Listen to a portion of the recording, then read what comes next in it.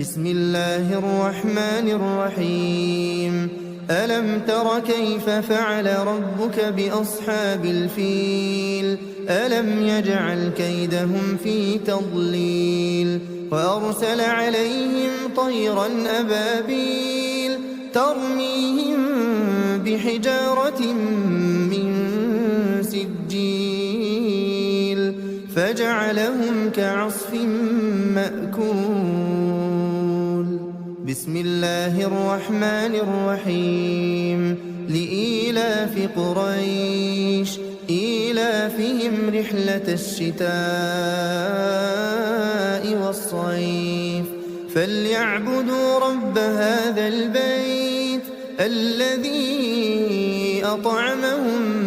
من جوع وآمنهم من خوف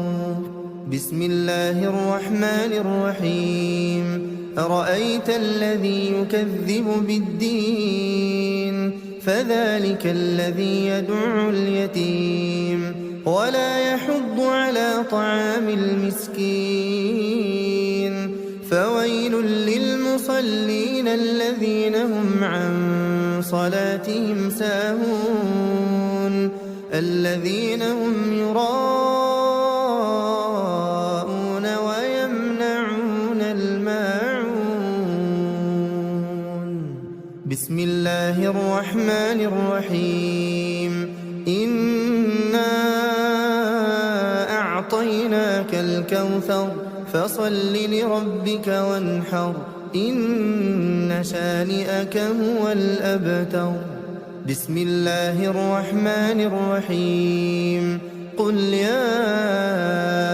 أيها الكافرون لا أعبد ما تعبدون ولا أنتم عابدون ما أعبد ولا أنا عابد ما عبدتم ولا أنتم عابدون ما أعبد لكم دينكم ولي دين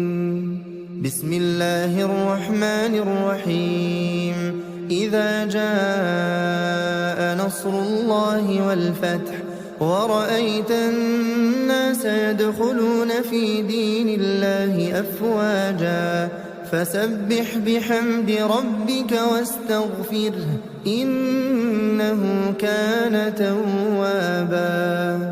بسم الله الرحمن الرحيم